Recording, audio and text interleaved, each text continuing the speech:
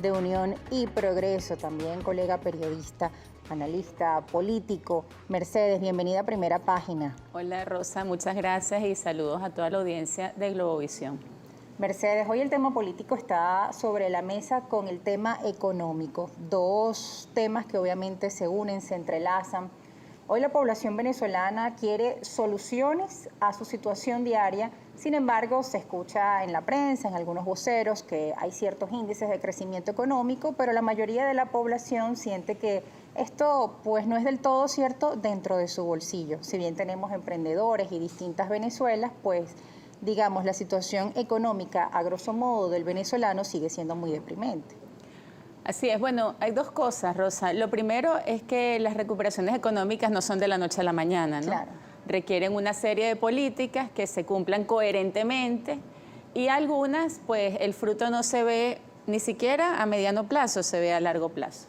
En ese sentido, bueno, hace falta confianza, ¿no? Confianza en Venezuela, confianza en los venezolanos, confianza en un proceso de apertura que no parece tener marcha atrás, debido a que, bueno, se ha visto la necesidad ya imperante de superar el modelo rentista, y todo eso requiere de mucho trabajo y esfuerzo. Ahora, hay una serie de cosas que no pueden esperar, porque tienen que ver también con el crecimiento económico. El presidente con Industria acaba de hablar del financiamiento. Sin financiamiento, sin crédito, es imposible crecer económicamente al ritmo que el país lo demanda en este momento.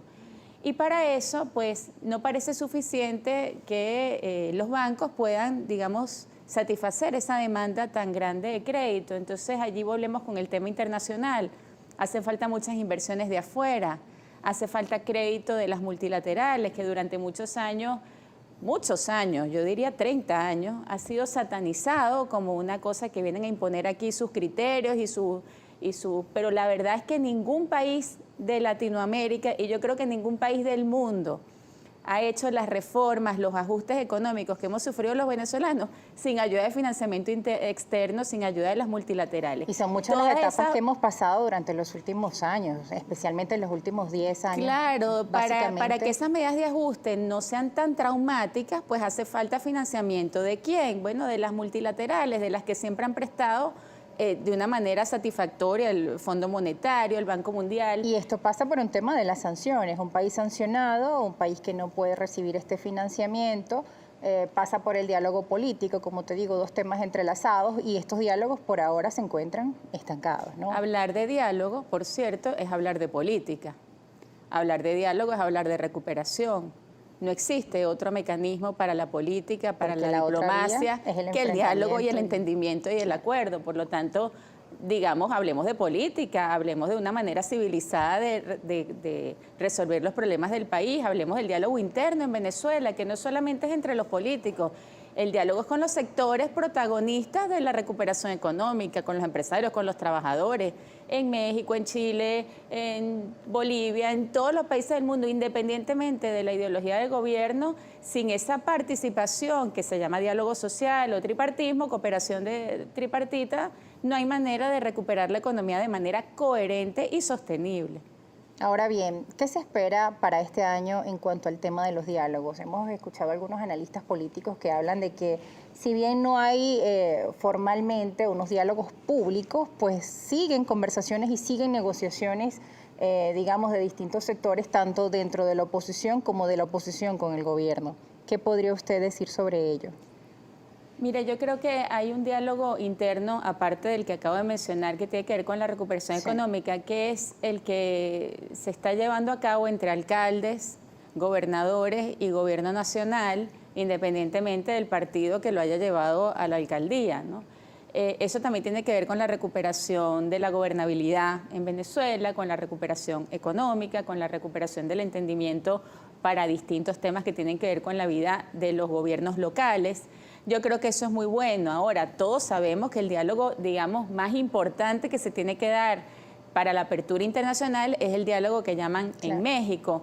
El llamado es a que ese diálogo se expanda, a que involucre a otros actores que también, digamos, fueron escogidos por la ciudadanía el pasado 21 de noviembre para ver si se encuentran caminos de de entendimiento que las partes que hasta ahora dialogan no han encontrado. En Sudáfrica pasó, cuando el diálogo se abrió a otros sectores, avanzó. Claro. Entonces hay una experiencia también que nos indica que si incorporas a algunos actores que no están metidos, digamos, en los polos o que forman parte de un sector, un tercer sector o como lo llame, puede contribuir a la solución.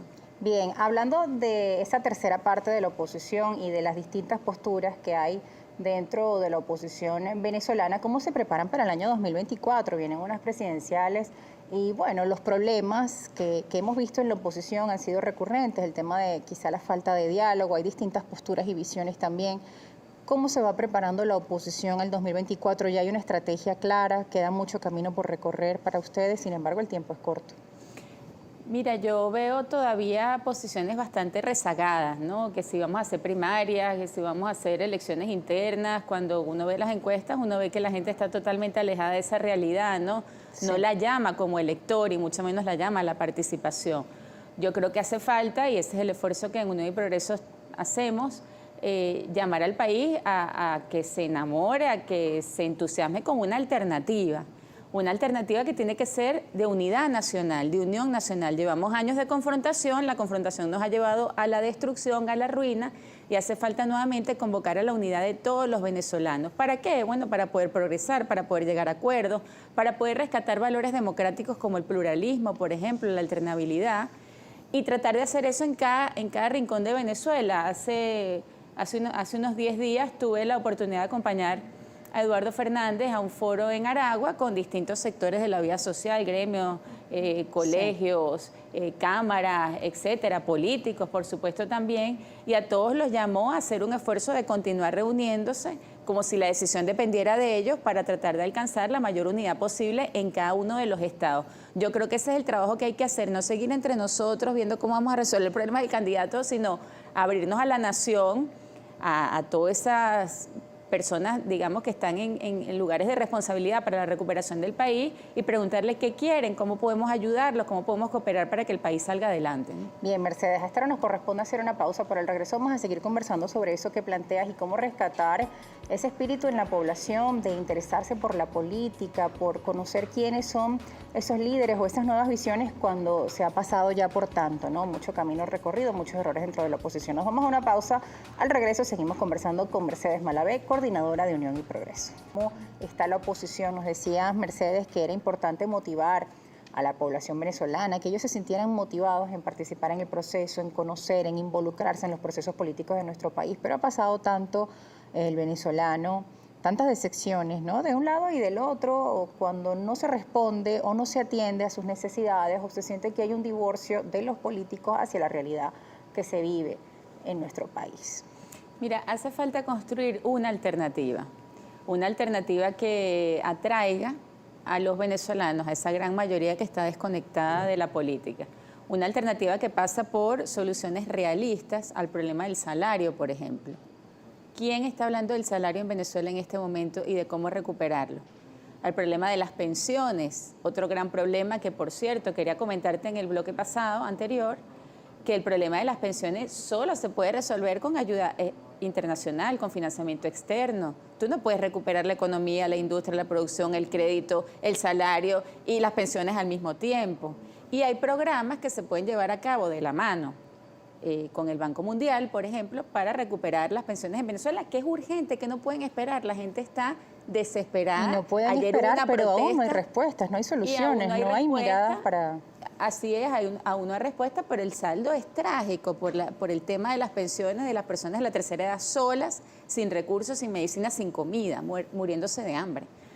Entonces, esa alternativa tiene que construir toda esa serie de propuestas que haga que la gente diga, yo quiero ir hacia allá.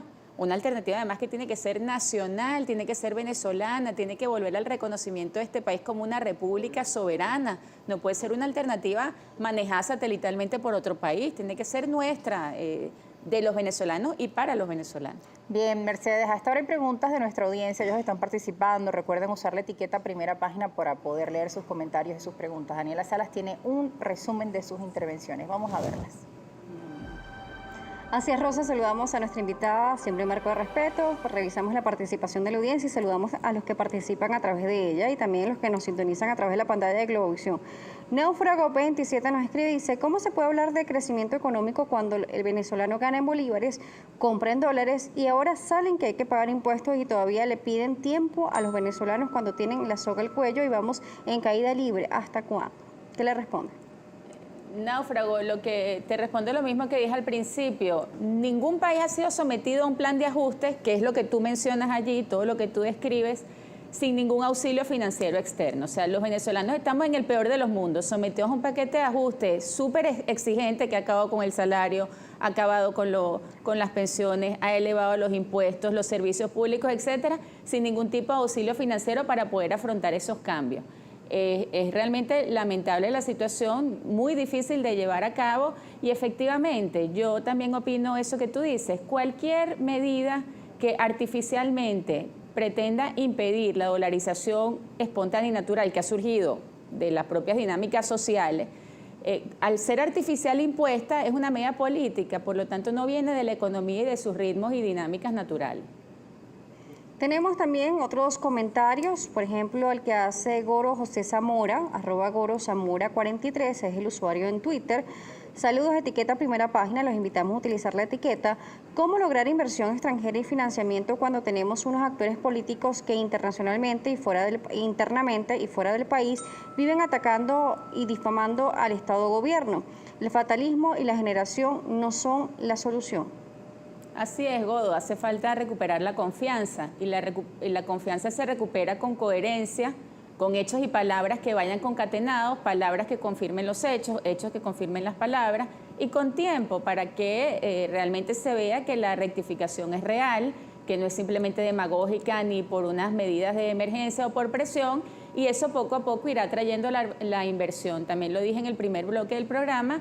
La recuperación económica aquí y en cualquier parte del mundo no quiere decir que los venezolanos seamos más lentos o más tontos o más... Es lenta, es progresiva, es un camino que se emprende. Es muy fácil destruir, difícil es construir paso a paso una economía sostenible, posrentista y con todos los desafíos que tiene en este momento el país, bloqueado, sancionado, aislado internacionalmente, ¿no? Abogado Darío Lozada Ramírez también participa con etiqueta primera página. Buenos días, le pregunto a la invitada que si con las desacertadas políticas tanto del gobierno como de la oposición se puede tener ideas futuristas en producción para sustentar tantas las necesidades y asegurar la papa del pueblo. Bueno, Darío, yo diría que fueron desacertadas. Hoy en día se están tomando medidas en la dirección correcta, lo afirmó el mismo presidente de Conindustria, no lo digo yo, que están allí en la plena, digamos, área de la producción.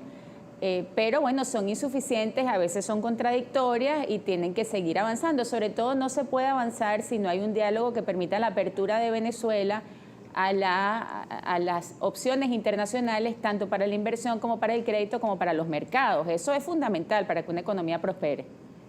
Leemos también el comentario de Rosángel Mendoza, que siempre participa. Recordemos que son comentarios propios de la audiencia.